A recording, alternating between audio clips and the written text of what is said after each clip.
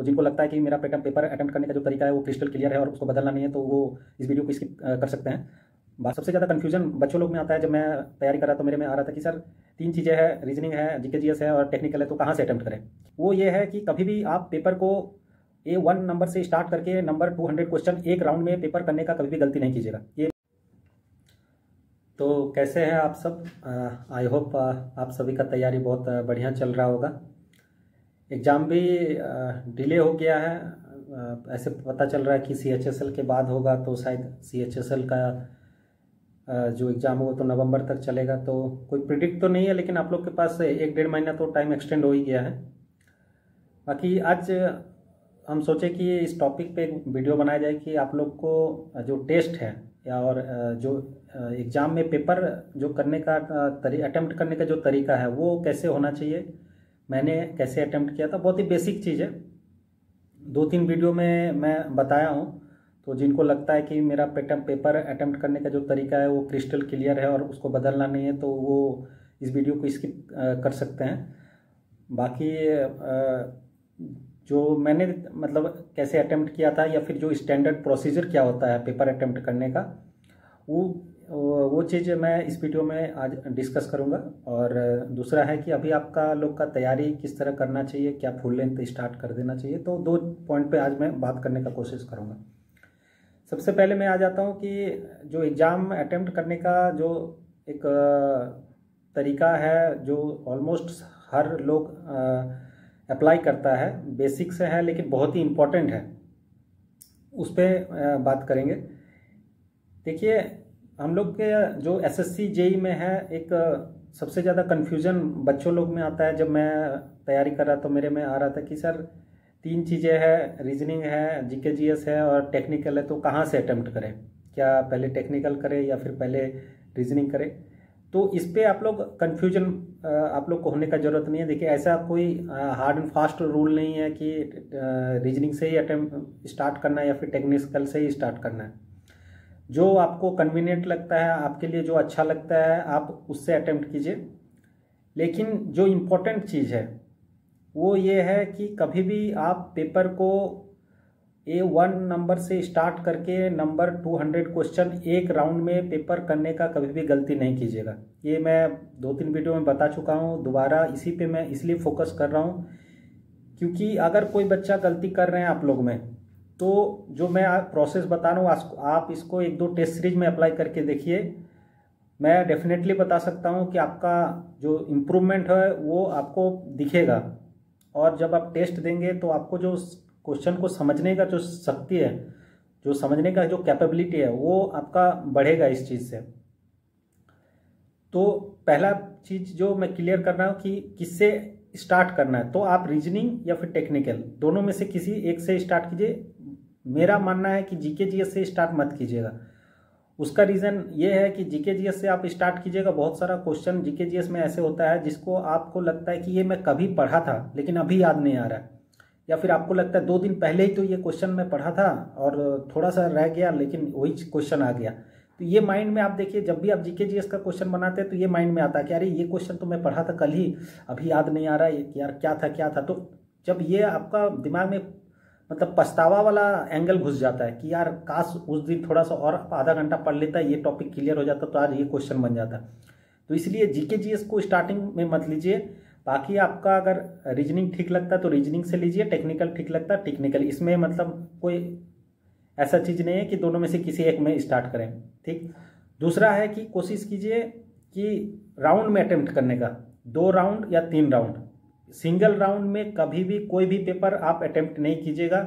मेरा personal experience है, जब SSC JEE देने से पहले मैं PSU का 1-2 एग्जाम दिया था और गेट दिया था। गेट में मेरे साथ क्या होता था कि मैं नंबर 1 क्वेश्चन से स्टार्ट करता था, 65 नंबर क्वेश्चन तक जाता था एक बार में 3 घंटा में। उससे मेरे को पर्सनल बहुत ज़्यादा लॉस हुआ है और चीज़ों को तब समझ में आया जब मैं कोई भी पेपर को 3 राउंड में अटेम्प्ट करने का स्टार्ट किया और उसका फ़ायदा हमको तब पता चला। अब मैं आपको बता रहा हूँ कि 2-3 राउंड में पेपर को ज़्यादातर बच्चे अटेम्प्ट शायद कर भी रहे हैं, बहुत ही बेसिक चीज़ होगा, लेकिन मैं ये इस पे जोर दे के इस वीडियो पे जानबूझ के मैं बना रहा हूँ कि जो लोग नहीं कर रहे हैं उन लोग को शायद ये हेल्प हो जाए, या फिर जो मेरा बोलने का जो ग्रेविटी है उसको आप लोग तक समझे कि ये चीज़ कितना इंपॉर्टेंट है। देखिए, जब आप पहला राउंड में अटेम्प्ट कीजिएगा, चीज़ों को तो मैं थोड़ा फास्ट बोल रहा हूँ चीज़ें में, जो आप पहला राउंड में जब अटेम्प्ट कीजिएगा तो कोशिश कीजिए कि जैसे रीजनिंग है, रीजनिंग ईजी आता है एसएससी जेईई में, तो आपका 30-35 क्वेश्चन मान लीजिए बन गया। जीके जीएस में मैं मान के चलता हूँ तो 15 क्वेश्चन के करीब बन गया, और टेक्निकल में जो भी है 50-60। ये मैं एक बस एग्जांपल ले रहा हूँ, जरूर नहीं इतना बनना है, अपना अपना हिसाब से सबका बनना है, ठीक। ये जब आप 1 घंटा 10 मिनट 20 मिनट या 30 मिनट में जब आप बना लेते हैं तो आपको एक आइडिया हो जाता है पहला राउंड में कि पेपर कहाँ ईजी है, कहाँ टफ है, किससे लेंदी पूछा जा रहा है, क्या रीजनिंग में लेंदी है या रीजनिंग इजी है, क्या टेक्निकल इजी है या फिर टेक्निकल लेंदी है, क्या जीके जीएस टफ है, अलग टाइप से पूछा जा रहा है, आउट ऑफ द बॉक्स पूछा जा रहा है। ये आपको आइडिया हो जाता है पहला राउंड में। तो जब आप दूसरा राउंड में अटेम्प्ट करते हैं ना तो आपको क्लियर रहता है कि रीजनिंग इजी है यार, तो रीजनिंग में थोड़ा मतलब टाइम देते हैं, क्योंकि यहाँ से स्कोर किया जा सकता है। टेक्निकल टफ है तो टेक्निकल को जहाँ जहाँ मतलब जो क्वेश्चन बन सकता है उसी में टाइम देंगे, बाकी सब हटा देंगे।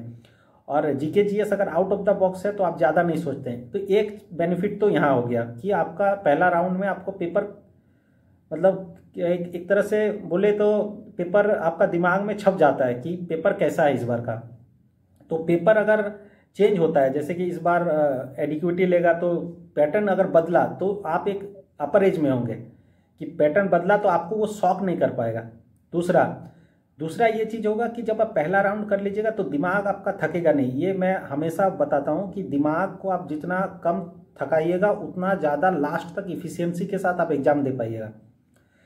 जब आप पहला राउंड में ऐसा क्वेश्चन अटेम्प्ट कीजिए जो क्वेश्चन को आपको सोचना नहीं पड़े, ना ही लेंदी कैलकुलेशन हो, बस आपको लगे यार ये पढ़ा हुआ है, ये प्रीवियस ईयर खट से हो गया, ये खट हो गया, ये हो गया, मस्त एकदम मक्खन जैसा जा रहा है एग्जाम।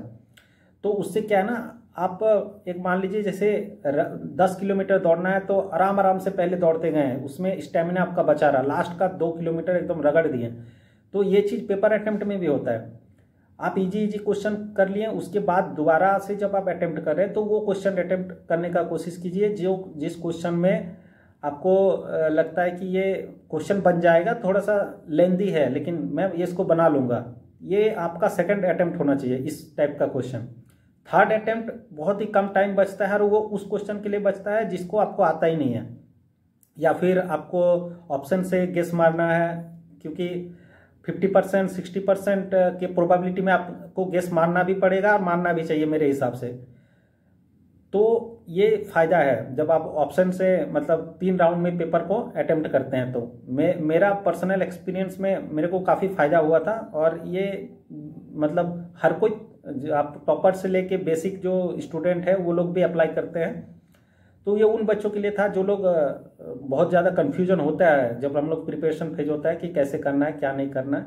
तो आप इसको एक बार अपना टेस्ट सीरीज में अप्लाई करके देखिए क्या आपको फ़ायदा हो रहा है, क्या एक चीज़ आप कमेंट में भी बताइए कि क्या आप लोग ऐसे ही अटेम्प्ट करते हैं थे या फिर अभी अटेम्प्ट करना स्टार्ट किए। दूसरा कि देखिए एग्ज़ाम तो मतलब डिले हो गया, तो कुछ बच्चे के लिए ये बहुत अच्छा है जो लोग तैयारी लेट से स्टार्ट किए थे। बहुत सारा मेरा वीडियो देख के मोटिवेशन से स्टार्ट किए थे कि सर 50 दिन 2 महीना में तो तैयारी हो जाएगा, 1 महीना और मिल गया, चलिए बढ़िया बात है, और अच्छा से तैयारी होगा।